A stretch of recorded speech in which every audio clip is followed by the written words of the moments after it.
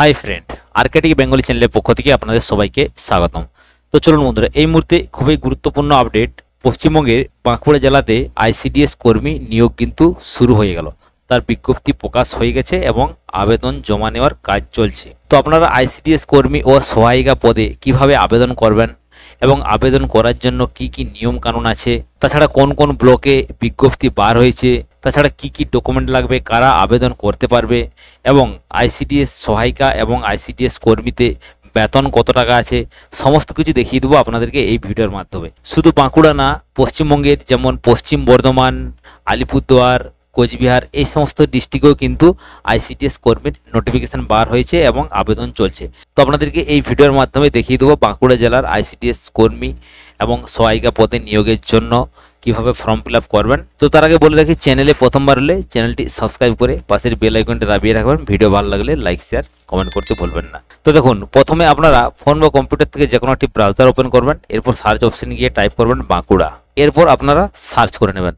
আপনাদের সামনে বাঁকুড়া ডিস্ট্রিক্টের ওয়েবসাইট ওপেন হয়ে যাবে। প্রথমেই আপনারা লিঙ্ক পেয়ে যাবেন বাঁকুড়া ডিস্ট্রিক্ট গভর্নমেন্ট, এই অপশনে ক্লিক করবেন। ক্লিক করার পর আপনাদের সামনে বাঁকুড়া ডিস্ট্রিক্টের ওয়েবসাইট কিন্তু ওপেন হয়ে যাবে। এরপর স্ক্রল ডাউন করে একটু নিচের দিকে আসবেন। আসার পর প্রথমেই আপনারা লিঙ্ক পেয়ে যাবেন, দেখতে পাচ্ছেন notice for direct recruitment of AWW and AWH July 2024, এই অপশনে আপনারা ক্লিক করবেন। তাছাড়া আপনারা এখানেও দেখতে পাচ্ছেন নোটিস ফর ডাইরেক্ট রিক্রুটমেন্ট, এখানেও ক্লিক করতে পারেন। তো আমি এই অপশনে ক্লিক করছি। ক্লিক করার পর আপনাদের সামনে পরবর্তী পেজ ওপেন হয়ে যাবে। আপনারা দেখতে পাচ্ছেন পাবলিশ ডেট 18/7/2024 কিন্তু পাবলিশ করা হয়েছে। তো এখানে আপনারা সম্পূর্ণ ডিটেলস দেখতে পেয়ে যাবেন বাঁকুড়া ডিস্ট্রিক্টের কোন কোন জায়গায় আইসিডিএস কর্মী রিক্রুটমেন্ট হতে চলেছে। তো প্রথমে আপনারা দেখতে পাচ্ছেন Bankura 1 ICDS project, Bankura urban ICDS project, Bankura 2 ICDS project, Barjora, Chhatna এবং Chhatna additional ICDS project, Gangajalghati, Mejia, ওঁদা, অর্থাৎ বাঁকুড়া জেলার প্রত্যেকটি ব্লক এবং গ্রাম পঞ্চায়েতেই কিন্তু আইসিডিএস কর্মী রিক্রুটমেন্ট শুরু হয়ে গেল। তো চলুন, আইসিডিএস কর্মী রিক্রুটমেন্টের জন্য কি কি এলিজিবিলিটি ক্রাইটেরিয়া আছে সেগুলি আমরা প্রথমে আগে দেখে নিই। তারপর আপনাদেরকে স্টেপ বাই স্টেপ দেখিয়ে দেবো কিভাবে আপনারা ফর্ম ফিল আপ করবেন, অর্থাৎ সঠিক পদ্ধতিতে ফর্ম ফিল আপ করতে হবে, তা না হলে আপনাদের ফর্ম কিন্তু ক্যান্সেল হয়ে যেতে পারে। তো ফর্ম আপনারা কোথায় পাবেন? তো আমি বাঁকুড়া জেলার রায়পুর ব্লকের আমি নোটিফিকেশনটি ওপেন করে নিচ্ছি, রায়পুর আইসিডিএস প্রজেক্ট।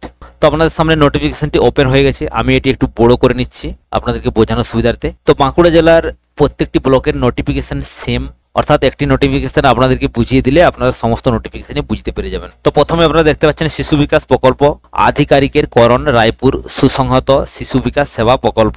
তো এইখানেই কিন্তু আপনাদেরকে ফর্মটি জমা দিতে হবে। এরপর এখানে দেখতে পাচ্ছেন তারিখ 18/7/2024, আপনাদেরকে আগেই দেখালাম নোটিশ আপনারা দেখতে পাচ্ছেন। তো আগেই প্রথমে আপনাদেরকে বলে রাখি, আপনি রায়পুর ব্লকের যদি মহিলা হয়ে থাকেন, আপনি রায়পুর ব্লকের যে কোনো পঞ্চায়েতে আবেদন করতে পারবেন। আপনি রায়পুর ব্লকের মহিলা হয়ে আপনি কিন্তু খাতড়া বা সিমলাপাল ব্লকের আন্ডারে কিন্তু অ্যাপ্লিকেশন করতে পারবেন না, অর্থাৎ আপনি রায়পুর ব্লকের হলে রায়পুর ব্লকেই আপনাকে আবেদন করতে হবে। এরপর স্ক্রল ডাউন করে নিচের দিকে আসলে আপনারা দেখতে পাবেন বেতন। তো বেতন কত আছে, অঙ্গনারী কর্মী ও সহায়িকা পদের জন্য বেতন কত আছে? তো দেখুন, এখানে বলা আছে বর্তমানে অঙ্গনারী কর্মীদের সাম্মানিক ভাতার পরিমাণ মাসিক 4,500 টাকা প্লাস অতিরিক্ত ভাতার পরিমাণ 4,500 টাকা, অর্থাৎ অঙ্গনারী কর্মীর জন্য এখানে বেতন আছে 9,000 টাকা এবং সহায়িকাদের জন্য অঙ্গনারী সহায়িকার জন্য এখানে বেতনের পরিমাণ আছে 2,250 টাকা প্লাস অতিরিক্ত 4,550 টাকা, টোটাল 6,800 টাকা।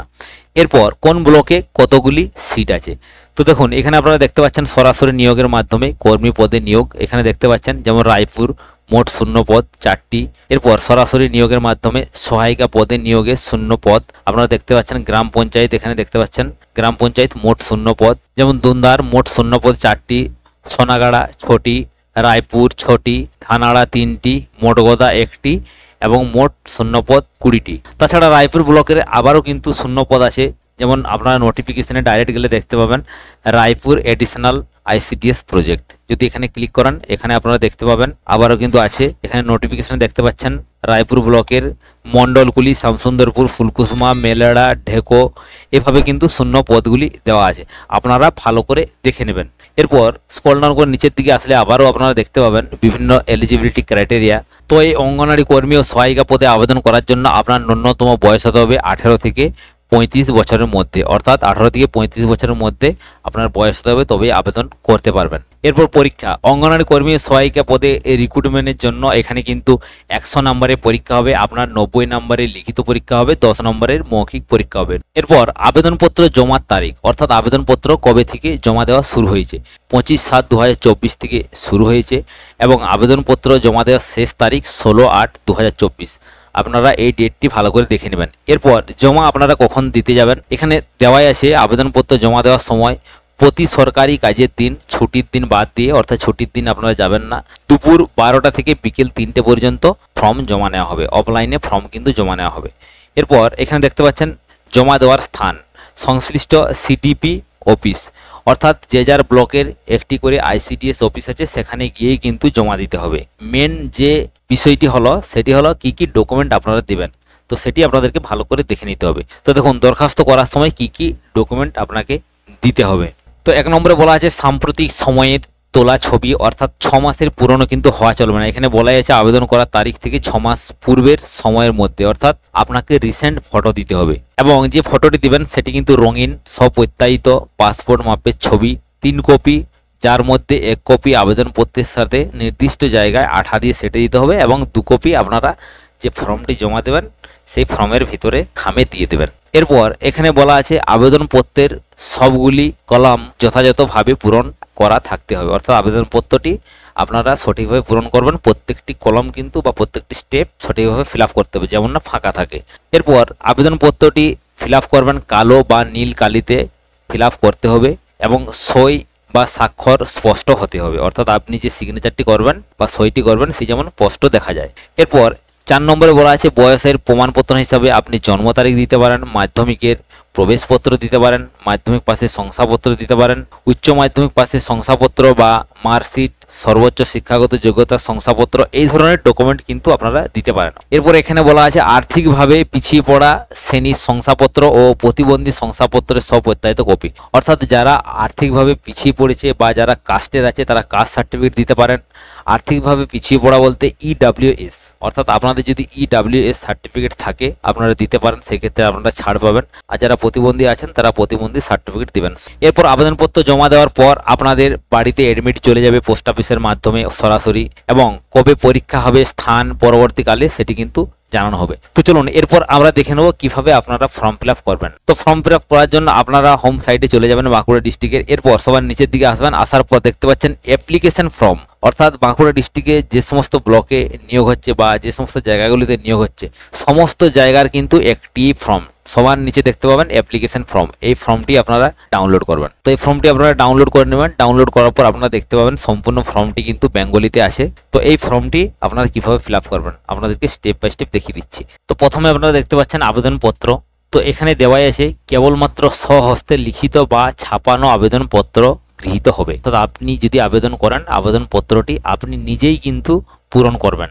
এরপর এখানে বলা আছে পূরণ করা দরখাস্ত বা আবেদনপত্রের প্রতিলিপি জেরক্স কপি বাতিল বলিয়া গণ্য হইবে, অর্থাৎ আবেদনপত্রটি পূরণ করলেন এবং সেটি জেরক্স করে যদি আপনি জমা দেন তাহলে সেটি কিন্তু ক্যান্সেল করে দেওয়া হবে, অর্থাৎ আপনাকে কিন্তু অরিজিনালটাই জমা দিতে হবে যেটি আপনি হাতে পূরণ করবেন। এরপর এখানে দেখতে পাচ্ছেন অফিস ইউজ অনলি, এখানে আপনার কিছু করার দরকার নেই।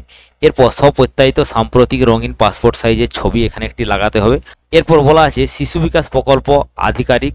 এরপর এখানে বলা আছে ড্যাশ সুসংহত শিশু বিকাশ সেবা কেন্দ্র, অর্থাৎ আপনি যেখানে আবেদন করবেন আপনার যে অফিস, আপনার যদি রায়পুর হয় তাহলে আপনার রায়পুর সুসংহত শিশু বিকাশ সেবা প্রকল্প, তো এখানে আপনি রায়পুর লিখে দেবেন। আপনার যদি বাঁকুড়া হয় বা গঙ্গাজল ঘাটি হয় বা ছাতনা হয় সেটা কিন্তু এখানে লিখে দেবেন আপনার যে সুসংহত শিশু বিকাশ সেবা কেন্দ্র, অর্থাৎ আপনি যেখানে জমা দেবেন। এরপর বিষয়, তো এখানে বিষয় অঙ্গনওয়াড়ি কর্মী ও অঙ্গনওয়াড়ি সহায়িকা। তো আপনি আগে আপনার নোটিফিকেশনটি দেখে নেবেন, আপনার নোটিফিকেশনে অঙ্গনওয়াড়ি কর্মী ও অঙ্গনওয়াড়ি সহায়িকা দুটি আছে কিনা, অর্থাৎ আপনি যেটিতে আবেদন করবেন সেটিতে টিক দেবেন। এরপর মহাশয় মহাশয়া আপনার কারণ হইতে প্রকাশিত বিজ্ঞপ্তি, এখানে আপনাদের বিজ্ঞপ্তির নাম্বারটি দিতে হবে।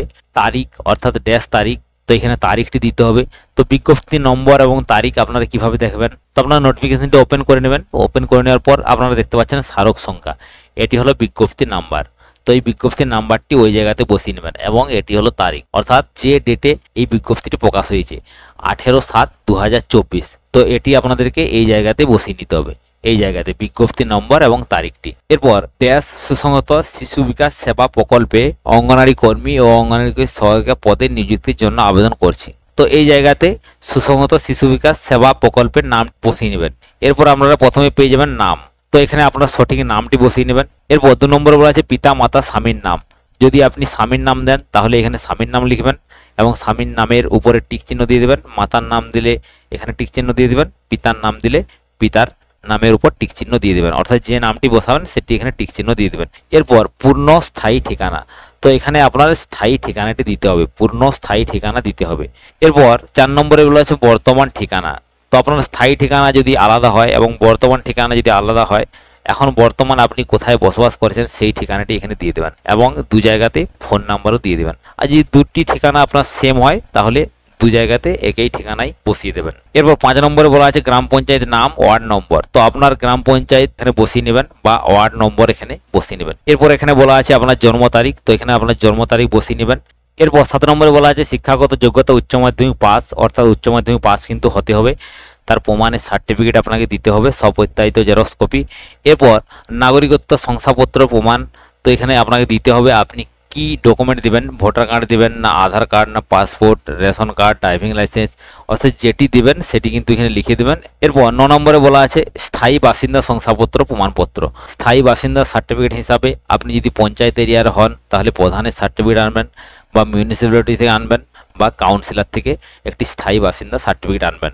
এরপর বলা আছে জাত অর্থাৎ কাস্ট।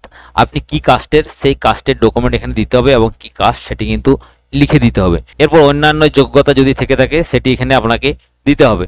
এরপর আর্থিকভাবে পিছিয়ে পড়া সম্প্রদায় 2024-25 সালের জন্য, অর্থাৎ আপনার যদি EWS সার্টিফিকেট থাকে বা আর্থিকভাবে পিছিয়ে পড়ার যদি কোনো সার্টিফিকেট থেকে থাকে সেটি কিন্তু আপনাকে দিতে হবে। তো যে ডকুমেন্টগুলি এখানে লেখা আছে সমস্ত ডকুমেন্টগুলি কিন্তু আপনারা জেরক্স করে তার নিচে সিগনেচার করে দেবেন, অর্থাৎ স্বপ্রত্যায়িত করে দেবেন। এরপর এখানে বলা আছে আমি এই মর্মে অঙ্গীকার করছি যে আপনার কারণ হইতে প্রকাশিত বিজ্ঞপ্তি নম্বর। তো এখানে বিজ্ঞপ্তি নম্বরটি দিবেন, আপনাদেরকে আগেই দেখালাম, নোটিফিকেশনে দেওয়া আছে। এরপর যে তারিখে বিজ্ঞপ্তির প্রকাশ হয়েছে সেই ডেটটি এখানে দেবেন 18/7/2024। আমি সম্পূর্ণরূপে পড়িয়া এবং অনুধাবন করিয়া সকল শর্ত সাপেক্ষ জ্ঞাত এই পদে নিযুক্তির জন্য আবেদন করছি। উপরোক্ত সকল তথ্য আপনারা যে তারিখে জমা দেবেন সেই তারিখটি এখানে বসাবেন। ড্যাশ তারিখের নিরীক্ষে আমার জ্ঞাত সম্পূর্ণ ও সর্বত্র সত্য, কোনো ভুল বা অসঙ্গত তথ্য দেওয়ার দায় সম্পূর্ণরূপে আমার ও ইহার জন্য আমার আবেদনপত্রটি বাতিল হইবে। তো এরপর আপনারা এখানে একটি সিগনেচার করে দেবেন, অর্থাৎ আবেদনকারী আপনি যে আবেদন করছেন আপনি এখানে একটি সিগনেচার করবেন। এরপর এখানে দেখতে পাচ্ছেন প্রশাসনিক কার্যালয়ের ব্যবহারের জন্য। এখানে কিছু করার দরকার নেই, যেখানে জমা দেবেন তারা এখানে কাজ করবে, অর্থাৎ তারা এখানে ডেট বসাবে বা তারা স্বাক্ষর করবে, এটি তাদের কাজ, এটি কিছু করার দরকার নেই। তো এইভাবে সঠিক নিয়মে আপনারা কিন্তু ফর্মটি সঠিকভাবে ফিল আপ করবেন এবং এর সাথে যে ডকুমেন্টগুলি দিবেন যেগুলি আপনাদেরকে দেখিয়ে দিলাম এখানেও দেওয়া আছে এবং আগেও দেখিয়ে দিলাম, সমস্ত ডকুমেন্ট পিন আপ করে আপনাদের যে শিশু বিকাশ কেন্দ্র অর্থাৎ প্রত্যেক ব্লকেই শিশু বিকাশ কেন্দ্র আছে সেখানে গিয়ে আপনারা জমা দিয়ে আসবেন। তো আপনাদের বুঝতে যদি কোথাও কোনো সমস্যা হয় কমেন্ট বক্সে অতি অবশ্যই কমেন্ট করবেন। সবাই সুস্থ থাকবেন, ভালো থাকবেন, দেখা হবে নেক্সট ভিডিওতে। Thank you.